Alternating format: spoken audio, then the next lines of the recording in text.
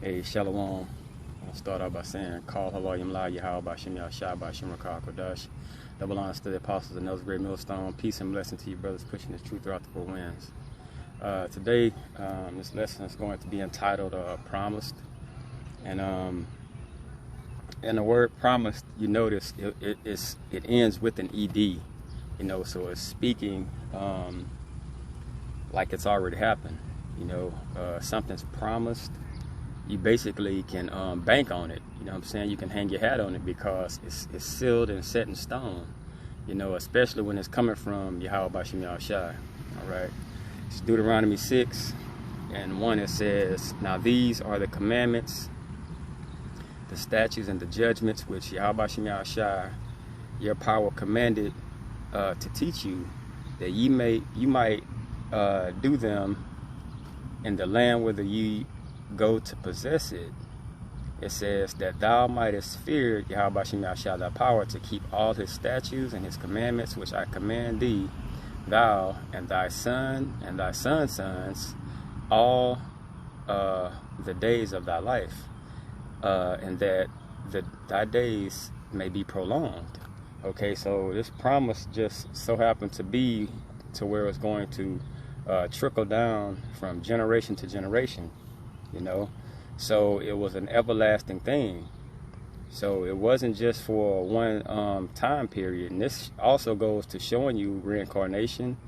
This goes to showing you that the elect would always be on the planet, you know, when their time was set to be on the planet. It says, "Hear therefore, O Israel." Now it's being specific on who it's speaking to. O Israel. So this isn't to everyone. It says, O Israel, okay? It says, "And observe to do it." So this promise was to Israel to keep these commandments and do the things that they were supposed to do. And the promise would be prolonged to this nation of people. All right, it says that it is the promise may be well with thee. Okay, so the promise, that's the key thing in this whole in all these verses, that promise. But that promise comes to a certain line of men that were set up. Okay, look, it says, "As Yahweh Bashim Yahshai, thy power of thy fathers hath promised thee." So the same quote unquote God that made this promise to these children of Israel, it was a promise made before we were even here. You know what I'm saying? It started somewhere and it just kept prolonging and prolonging and going on and on from generation to generation. Okay, it says, "In the land that floweth with milk and honey." So the kingdom of heaven is promised to Israel, and they had to keep these laws, statutes, and commandments, and that promise would go to that nation and the chosen men of that nation, on and on and on and on, to where they would never forget. And they would always move in the mind frame of knowing this promise belongs to them. Okay, this is Romans 1. In chapter 1, it says, "Paul, a servant of Yahushua Mashiach, called to be an apostle, separated into the gospel of the Most High, which he had promised afore by his prophets in the Holy Scriptures." Now, this is the New Testament. Quote unquote New Testament. So that promise that we saw back when we were looking in Deuteronomy, it continued forth. Okay, it continued forth. Now this promise is just constantly going and going and going, but it's to the Israelites. Okay, we know Paul was an Israelite. All right, it says which he had promised afore by his prophets in the Holy Scriptures. It says, "Concerning the Son, Yahushua Mashiach, our Lord, which was made of the seed of David according to the flesh." Okay, so this promise would not go to no one if they weren't of this seed line, you know what I'm saying, that he promised to from the very beginning. So that seed line from the very beginning, and it showed that they had to be Israel, and that's who that promise was to. So no one can just throw themselves in this promise and say, I belong to these people now. You know, you can't change nationalities overnight. You know, that's why I said right here it says made of the seed. When you go into that word seed in the Hebrew, it means sperma. You know, that comes from your body. So that's your generation, that's your nationality, that's your nation. Okay, so when it said Israel, you have to understand that this would come to a chosen people and chosen men of that people to prolong this promise. Okay, we're at the end of days now, and this promise is basically on coming to full circle to the men who always did this and proclaimed it throughout generation to generation, like it said we would do. Okay, it says and declared it to be the Son of the Most High with power. Okay, because through Yahweh Shah we wake up and we push forth this truth and this promise that was promised from the beginning. Okay, now this is Paul. You know what I'm saying? Like, he got the promise, and his job was to spread it. Okay, it says let me see. And declared to be the Son of the Most High with power, according to the Spirit of holiness, by the resurrection from the dead.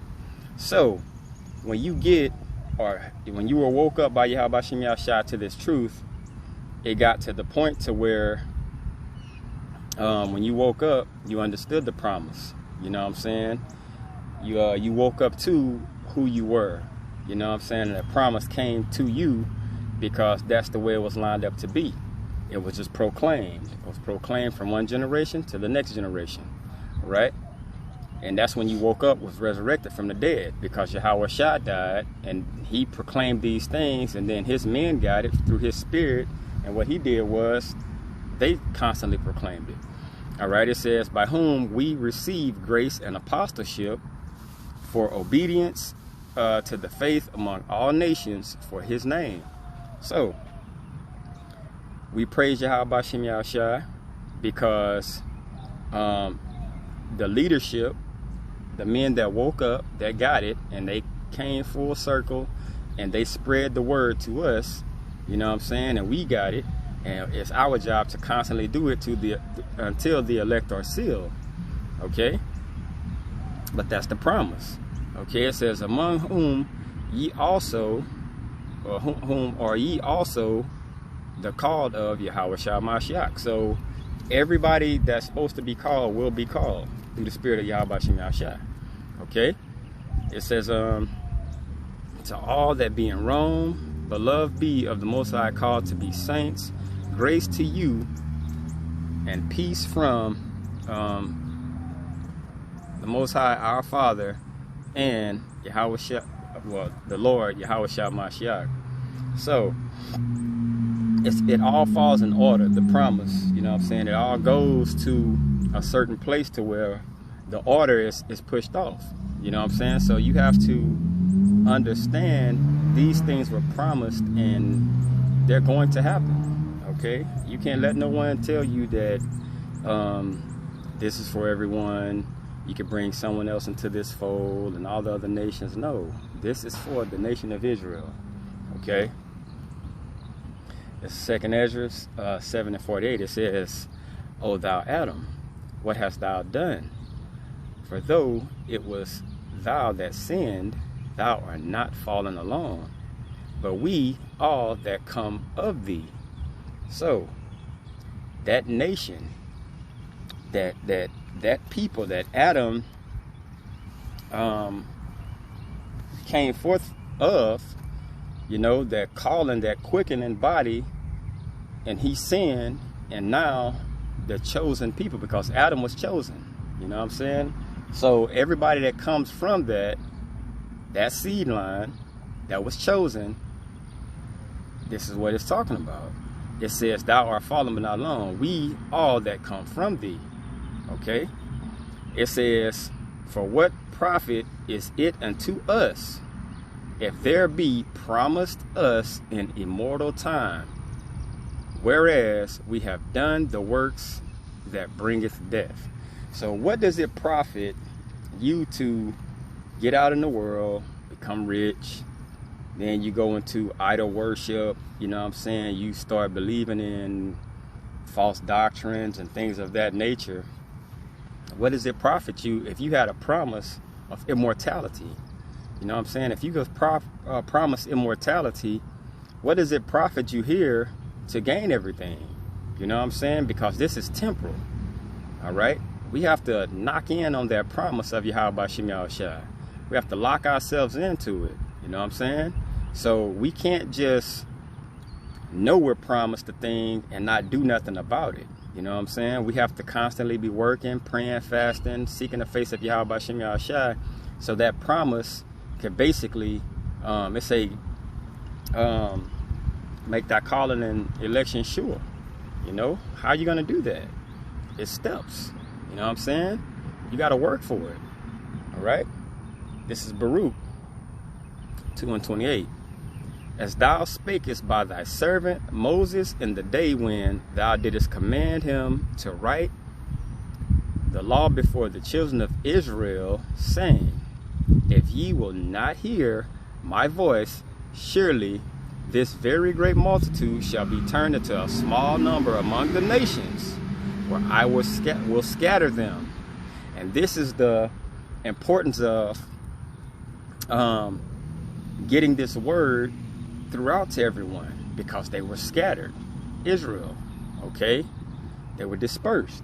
So now that promise has to be given to these men, and you know what I'm saying, they're going to basically hear this word and they're going to act on it to see if they're one of the chosen that's supposed to be doing this thing. Okay? And just hearing, you know what I'm saying, just hearing it, and it opens up everything else. Okay, it says, for I knew that they would not hear me, because it is a stiff-necked people. But in the land of their captivities, they shall remember themselves. Why would they remember themselves? Because the promise. Okay, because that promise. When that promise was made, everything else set forth place to captivity, idol worship, all those things. So all these things had to come because the promise was not given to the chosen people. Okay, well, yet. All right, so it says, and shall know, let me see, and shall know that I am the Lord their power, for I will give them an heart and ears to hear. That heart and ears to hear, that's basically you waking up. Okay, that's not everyone. That's the chosen of Israel that know about the promise that's going to bring forth everything the way it's supposed to be brought. Okay, it says, and they shall praise me in the land of their captivity and think upon my name. Okay, so this means you're woke now. Okay, you're going to praise Yahweh Shem Yahushua. You're going to know you're in captivity. You're going to know your nationality. And you're going to spread forth these things. Okay, and return from their stiff neck and from their wicked deeds, for they shall remember the way of their fathers. Their fathers were given that promise when we read back up. Okay, that promise was given to their fathers. Okay, so that promise, it kept unfolding and unfolding and unfolding till it came to the point to where, wow, it's going through generation to generation. But we have to understand, this was promised from the Most High. So at the end, this immortality that's coming, it's coming because it was promised of the Most High. Okay, of Yahweh Shem Yahushua. It says, I will bring them again unto the land which I promised with an oath unto their fathers, Abraham, Isaac, and Jacob. All Israelites. You know what I'm saying? That's Israel. That's the nation of Israel. Okay, when you go in the book of Romans, it tells you this promise is up to one seed. You know, that's Romans 9 or Galatians. You know what I'm saying? I think it's in Galatians. But it tells you that of this man's seed also, that's King David. You know what I'm saying? That this promise is, you know what I'm saying, it's going to be a promise. So this isn't to every other nation. This isn't to everyone. It's to the children of Israel. All right? It says, and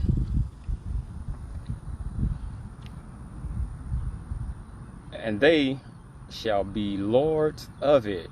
So that land, that kingdom, the men of Israel are going to be rulers over it. And that's everything. Okay? It says, and I will increase them, and they shall not be diminished. Okay? It says, I will make an everlasting covenant with them to be their power, and they shall be my people, and I will no more drive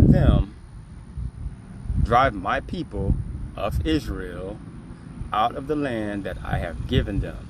So it's no way you can slide someone else into that promise. That promise is to a chosen people, and that's just where it ends, you know. Because as you look today, we weren't made a part of this promise of the other nations. You know, they're living up fat, you know what I'm saying? It's constantly, we're at the bottom, and you can see these things. So if that promise was right now, and that promise was we were a part of their promise, then we would see the fatness of the land as they do, you know. But that's not the case, because this promise is eternally. This is like, it's an everlasting promise. You know, this is the promise that you want to be a part of. You don't want to be a part of a promise that has an end. Okay? I hope this is edifying. I want to say all praise, honor, and glory to Yahweh, by Shem Yahweh Shai, by Shem Rakah Kodash, double honors to the Apostle Ellsbury Millstone. Peace and blessings to you, brothers, Christians, true throughout the four winds. Till next time, Shalom.